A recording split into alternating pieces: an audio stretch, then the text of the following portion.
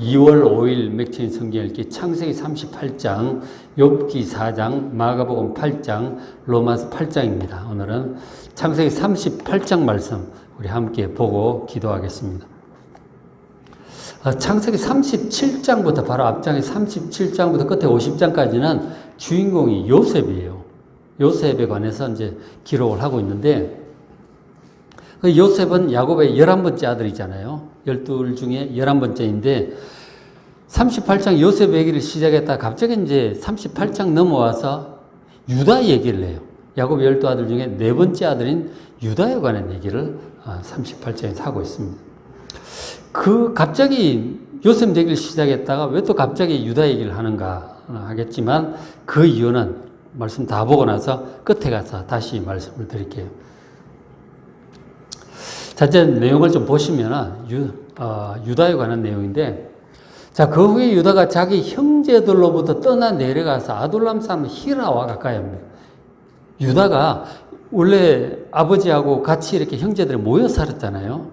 하나님을 섬기는 백성으로 모여서 그렇게 살고 있었는데 유다가 거기서 빠져나와가지고 형제들을 떠나서 이제 가나안 사람들과 같이 가까이 하게 된 거죠. 아둘람 사람, 가나안 원주민이죠. 가까이 지내고 그러다 보니까 이제 결혼 인척 관계도 가나안 사람들과 맺게 돼요. 2절에 유다가 거기서 가나안 사람 수아라는 자의 딸, 그 수아라는 자의 딸을 보고 그 가나안 여인과 결혼을 해요. 유다가. 그리고는 이제 이렇게 되는데, 어쨌든 지금 하나님의 백성의 공동체를 떠나서 이렇게 떠나서 이방인들과 가까이 하고 결국 그들과 인척 관계를 맺고 이렇게 되면 이제 비극이 시작이 되는 거예요. 나중에 이제 룻기에 사사시대 룻기도 이제 나오미 일가가 가뭄을 피해서 모압 땅으로 가잖아요. 거기서도 비극이 이제 시작이 되죠. 똑같은 맥락이에요. 지금 이제 유다가 그렇게 한 거죠. 가정을 떠나서 가나안 사람과 함께 가까이 하게 된 거죠. 그래서 가나안 여인과 결혼도 하게 되었고, 그래서 자녀들을 낳습니다. 애를 낳는데 첫 애를 엘이라고 지고 둘째 오난, 셋째 셀라라고 하는 세 아들을 낳습니다. 자, 이렇게 하는데 일이 이제 어떻게 되느냐면 안 좋죠. 38장 6절에 유다가 장자 엘을 위하여 아내를 데려옵니다. 자부를 이제 맞이하는데 그의 이름이 다말이라고 하는 며느리를 이렇게 봅니다. 그런데 유다의 장자 엘이 여호와 보시기에 악함으로 여호와께서 그를 죽이셨어요. 왜 악했는지 구체적으로는 안 나오지만 학자들 짐작으로는 성적으로 아마 타락했을 것이다. 워낙 가나안 쪽 바알 종교라는 게 성적으로 워낙 타락해 있기 때문에 종교 행위 속에 막 집단 성관계가 있고 막 이제 그랬단 말이에요. 그러니까 그런 문화가 성적으로 굉장히 타락해 있었던 거죠. 그 장자 엘이 그 속에 깊이 이제 성적으로 타락한 그런 데 빠졌던 것 같아요. 결국 하나님께서 징벌하셔서 첫 아들 엘이 일찍 죽어요. 결혼하고 애도 못 낳고 이제 신혼에 죽습니다. 이제 그렇게 됐을 때 옛날에 이제 어떻게 했느냐면 형사 취수법이라고 하는 게 있었어요. 그러니까 결혼을 했는데 애도 못 낳고 남편이 죽으면 과부만 남잖아요. 자녀가 있으면은 그 자녀가 이제 자기 의지가 되기도 하고 삶의 어떤 기둥이 되잖아요. 그 자녀도 없이 참 힘든 거죠. 그래서 이제 그 죽은 형의 동생이 그 형수와 다시 결혼을 해가지고 애를 가질 수 있도록. 근데 그렇게 했어요. 그게 형사 취수법이, 형이 죽으면 형수를 취한다 이런 뜻이죠. 근데 그것은 이제 자기의 자녀를 낳아서 그 가문의 일원이 될 수 있도록 그렇게 해서 낳은 자는 형의 이름으로 가업을 이어가도록, 그 땅도 있고 그렇잖아요. 그런 걸 이어가도록 그렇게 하는 거예요. 재산 관계도 있고, 그 가문의 위치도 있고 해서 애를 낳을 수 있도록, 그 동생들이 그렇게 하도록, 그것이 형사 취수법입니다. 과부를 배려하는 법도죠. 안 그러면 낙동강 오래알처럼 되잖아요. 그래야 딱 이제 가문의 자리를 잡게 되고, 유산도 상속받게 되고, 이제 그렇게 되는 거죠. 그렇게 해서 동생 오난에게, 유다가 그 동생 오난에게 형수가 아기를 가질 수 있도록 해줘라. 이제 그렇게 한 거죠. 근데 오난이 불순종하는 거예요. 그 해봤자 자기 애가 안 될 거다. 형 애기가 될 거다 생각하고 아버지의 뜻에 하나님 뜻이기도 한데 불순종하는 것이죠. 그래서 하나님께서 그것을 악하게 보시고 또 오난도 죽게 하셔요. 그 둘째도 죽습니다. 아들들이 자꾸 연달아 죽는 거죠.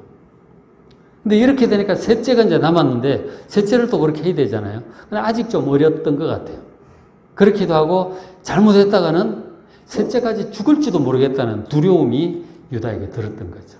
그래가지고 이 며느리 다말에게 일단 친정집으로 돌아가라. 돌아가면 그 수절하고 기다리고 있어. 이 막내가 커서 성장을 하면 다시 그렇게 남편으로 주겠다. 이제 그렇게 약속하라고 돌려보냈죠. 근데 이제 보니까 이 셀라가 세 번째가 성장을 하는데도 이 다말을 부르질 않아요. 그러니까 별 줄 생각이 없었던 것 같아요. 그냥 이렇게 하려고 했던 것 같아요. 그러면은 이 다말은 수절하고 기다리라고 해놓고 아무런 조치도 안 해주면 그 집안에 일원이 될 수 있도록 아기를 가질 수 있도록 해줘야 되는데 안 해주잖아요. 다말은 그냥 이렇게 됩니까? 다말 입장에서 가만히 있을 수 없었던 것이죠. 그래서 다말이 이제 생각을 하기 이거 어떻게 해야 되나 고민하던 중에 이런 소식이 들려왔어요. 창세기 38장 10에 얼마 후에 유다야의 수아의 딸이 죽었어요. 유다야가 결혼한 가나안 여인 아내가 죽었어요. 그러니까 집안에 계속 불행한 일이 생기는 거예요. 애도 죽고 아내도 죽고 어쨌든 그런 일이 생겨서 유다가 위로를 받은 후에 이제 당시 관습적인 애도 기간이 끝난 후에 1년인지 2년인지 모르겠는데 애도 기간이 끝난 후에 그의 친구 아둘람 사람 히라 그 가나안 친구 있죠. 가나안 사람 친구와 함께 딥나라 하는 곳으로 올라가요. 거기서 자기 양털 깎는 자를 보러 갑니다. 그 양을 키우고 있으니까 사람에게 맡겨서 이제 양을 키우고 또 때가 되면 양털을 깎죠. 깎으면은 그게 이제 돈이 되잖아요. 상인에게 팔면 그 양털이 이제 옷 만드는 재료니까 모직 재료니까 일종의 추수하는 때죠. 아주 기분 좋은 그때에 갔었어요. 자, 그래서 딥나 쪽으로 갔는데 13절에 어떤 사람이 다말에게 얘기를 합니다. 너희 시아버지가 유다가 자기 양털을 깎으려고 딥나에 올라왔다. 그 이제 다말이 있는 곳 가까운 곳이었던 것 같아요. 그 시아버지가 왔다는 얘기를 듣습니다. 그 시아버지가 지금 막내를 안 주고 있잖아요. 그래가지고 결국 이 다말이 어떤 일을 꾸미느냐면 과부의 옷을 벗고 창녀의 옷을 입습니다. 창녀의 옷을 입고 너울로 얼굴을 가리고 딱 창녀처럼 해가지고 그 시아버지가 다니는 길거리에 딱 나앉아 있었어요. 그런데 창녀인 줄 알고 들어가겠다. 이렇게 들어오시라고 이렇게 됐어요. 그래가지고 그러면 나한테 창녀의 삭설, 품삭설 뭘 줄 거냐 그랬더니 지금 내가 아무것도 없고 나중에 염소 새끼 한 마리 주겠다 그랬대. 그러면은 담보물을 달라 이랬어. 그랬더니 유다가 뭘 줄까 하다가 자기 도장하고 자기 지팡이하고 끈을 이렇게 줍니다. 이거 나중에 내 양 새끼 보내줄 테니까 돌려달라고. 알겠다고. 그리고는 이제 같이 잔 거죠. 자, 이제 그렇게 해서 결국은 이 다말이 임신을 합니다. 임신을 해요. 시아버지와 관계를 해서 임신을 하게 되죠. 자, 그렇게 해서 이제 한 석 달 지나니까 이제 배가 불러오잖아요. 배가 불러오니까 그 과부인 며느리가 다말이 임신했다는 소식이 유다에게 들려왔어요. 38장 24절에 석 달쯤 후에 어떤 사람이 유다에게 얘기를 합니다. 너희 며느리 다말이 행음했고 누군가와 간음을 했고 임신했다. 과부가 임신하면 안 되죠. 그죠? 임신했다는 얘기를 듣습니다. 유다가 딱 듣더니 이거 수절하고 있으라 그랬더니 간음을 했구나. 그러면 사형이에요. 그를 끌어내 불살하라. 불살하라고. 야, 무섭죠? 옛날에 참 무서워요. 옛날에는 정말 이 가장들한테 이런 가족들 생사에 덜 건 있고 막 그랬거든요. 옛날에는 법이라든가 이런 게 이제 국가적인 법이 제대로 서 있지 않았기 때문에 가장들한테 큰 저런 권한이 있었던 거죠. 그래서 불사를 하고 명령을 하는데 그래서 이 다말이 끌려 나가면서 내가 이 물건 주인으로 말미암아 임신했습니다. 그 얘기를 하면서 그 도장하고 지팡이와 끈을 주는 거예요. 그래서 유다가 받아보고 자기 거잖아. 그때 이제 창력을 하고 나서 그 다음날 염소 새끼를 보냈는데 그건 못 찾은 거죠. 여긴 창녀가 없다 그러더래요. 야, 큰일 났다. 할 수 없다. 그러고 이제, 그러고는 잊어버리고 석 달 지났는데 이렇게 된 거죠.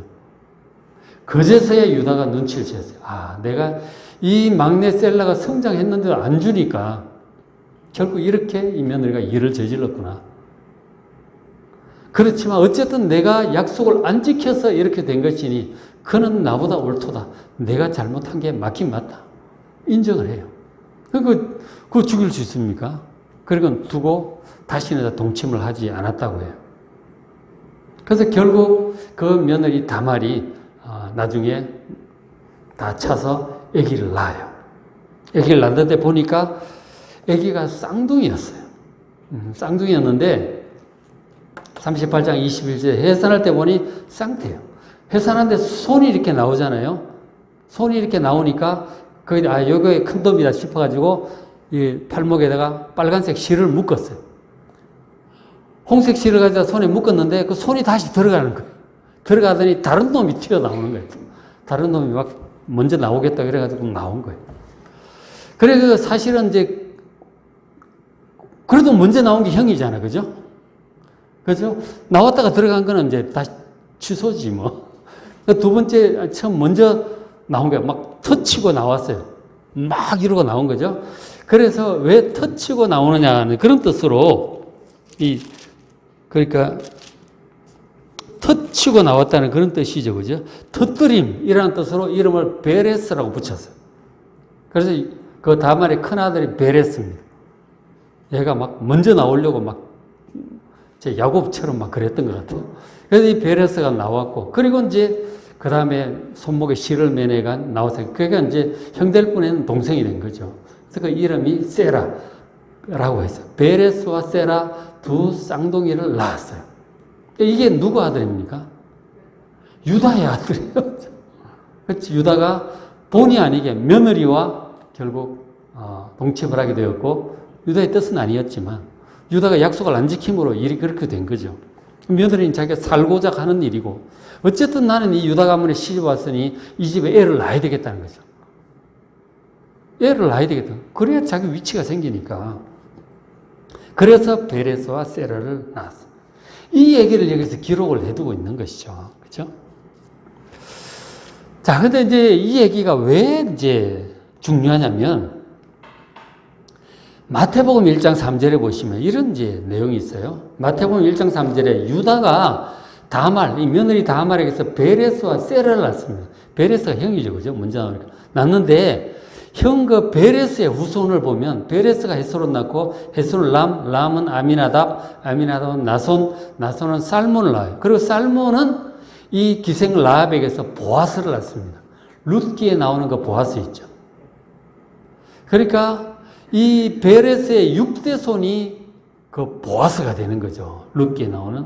그리고 보아스는 또 룻도 모압 여인이에요. 이 다말은 가나안 여인이고, 라합은 이 모압 여인이잖아요. 그러니까 이방인 피가 많이 섞여 있어요. 여기서 이제 룻에게서 오벳을 낳고, 오벳이 이새를 낳고, 이새의 아들이 다윗 왕이에요. 그러니까 베레스의 9대 손이 다윗 왕이 되는 거죠. 그죠?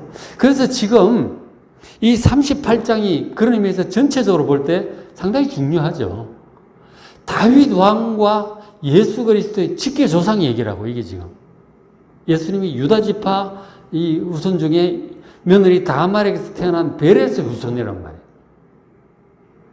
그런 면에서 이것은 굉장히 중요한 장인 거죠. 그래서 요셉 얘기를 쭉 하면서도 유다 얘기를 이렇게 중간에 끼워 넣어서 소개를 하고 있는 것이죠. 자, 그리고 또 하나 중요한 내용이 있는데, 지금 요셉 얘기를 시작을 했잖아요. 요셉이 형들 미움을 사가지고 결국 애굽의 노예로 팔려가는 것으로 37장이 끝이 났어요. 그리고 팔려가서 세월이 흘러가는 거죠. 그리고는 이제 그 사이에 39장 가면 또 뭐 노예로 팔려가서 뭐 이런 얘기들이 나와요. 그 사이에 이제 딱 유다 얘기를 잠깐 했는데, 이 유다 얘기를 한 이유가 있어요. 또 다른 이유가 있는데 뭐냐면, 그러니까 지금 장차 요셉을 통해서 이루어질 애굽으로 다 이주하게 될 거 아니에요, 그죠? 하나님의 계획이 그렇단 말이에요. 애굽으로 이주를 하게 될 텐데, 애굽으로 이주할 수밖에 없는 어떤 필요성에 대해서 지금 38장에 얘기를 하고 있어요. 왜 야곱 가족이 애굽으로 갈 수밖에 없었느냐? 그 이유를 이 38장이 또 얘기를 해주고 있는 거예요. 그러니까 무슨 뜻이냐면, 이제 그 앞장에도 보면 어떤 내용이 있으냐면, 야곱의 그 12아들 중에 첫 아들, 큰 아들 이 르우벤이 자기 서모 빌하와 간통을 하게 돼요. 그러니까 야곱의 이제 그 여종 있잖아요. 첩 있잖아요. 라헬의 여종 빌하와 그 자기 서모잖아, 서모와 간통을 하게 되죠. 그것은 이제 야곱이 듣지만 뭐 어떻게 할 수도 없고 굉장히 이제 속에 수치심과 분노를 품게 되죠. 나중에 야곱이 나중에 50장에 잔 12장에 축복할 때 그게 나와요. 너는 내 아내와 간통했으니 너는 탁월하지 못할 것이다. 그런 얘기를 하는 것을 보게 돼요. 죄값은 치르게 돼요. 그죠? 어쨌든 이 장남이 어떻게 감히 자기 서모와 간통을 할 생각을 해요. 이런 것들이 벌써 이 가나안의 이 엄난한 이 성문화를 이제 영향을 받고 있다는 얘기예요. 그걸 보니까 그런 짓을 하는 거죠. 그리고 사남되는 유다도 마찬가지잖아요. 이 하나님의 백성들의 형제 공동체를 떠나서 가나안 여인과 이제 결국 결혼하잖아요. 그리고 며느리도 가나안 여인을 하고 그 며느리와 행음을 하게 되고 다말도 이제 뭐 가나안 그런 문화 속에 그런 걸 많이 봤겠죠. 그 다말도 그렇게 하는 거예요. 일단 가나안 문화인 거죠. 문란한 이제 문화인 것이죠. 이런 것들이 야곱의 자녀들이 이 거룩한 하나님의 백성들이 참 이 가나안의 문란한 성문화에 이렇게 물들어가는 것을 지금 보여주고 있는 거예요. 이 38장도 그런 것이죠. 생각을 해보면 그 야곱과 이 르우벤 아버지 되는 야곱은 야곱의 아내를 구하기 위해서 저 고향 하란까지 갔잖아요. 그 700km나 되는 곳까지 갔어. 그리고 아브라함도 자기 자부 이삭 아내를 구할 때 또 그 사람 보내잖아요. 다 그렇게 이 가나안에 문란한 이 사람들과 결혼하지 않으려고 고향 쪽으로 사람을 보내서 여자를 구해오고 그렇게 했었단 말이에요. 이런 노력을 했는데 이 야곱의 아들들은 영 그런 게 보이질 않는 거죠. 이대로 가다가는 이거는 애들이 전부 이제 하나님 모시게 그런 거죠. 가나안의 이 문화에 완전히 젖어들어가지고 성적으로 타락하게 생긴 거예요. 그 뭐 손자 엘 같은 경우는 하나님 일찌감치 죽일 정도로 그렇게 타락을 한 거예요. 그리고 오난도 마찬가지고 다 타락한 거예요. 이대로 가나안 땅 계속 있었다가는 여기에 동화돼 가지고 다 타락해버릴 그런 상황이라는 것을 지금 38장에 보여주고 있는 것이죠. 그래서 이거 여기서는 안 되겠다. 뭔가 다른 곳으로 좀 옮겨서라도 자손 번성하게 해서 돌아와가지고 가나안 땅을 정복을 하든지 그렇게 해야 되겠다고 하는 그 필요성을 지금 보여주고 있는 것이죠. 그래서 38장이 이렇게 기록이 되어 있는 거예요. 그래서 이제 하나님께서 결국 다른 곳으로 옮기셔서 애굽으로 옮기셔서 그곳에서 이 백성들끼리 이렇게 물론 이제 애굽 사람들과 구분을 해서 살게 되죠. 애굽 사람들이 목 취급하는 사람들 싫어하니까 부정하게 보니까 그거 섞이질 않는 거죠. 가나안하고는 분위기가 다른 거예요. 그래서 그 이스라엘 자손들은 자기들끼리 이제 고센에서 따로 사는 거예요. 애굽 사람들과 섞이지 않고. 그게 하나님의 계획이죠.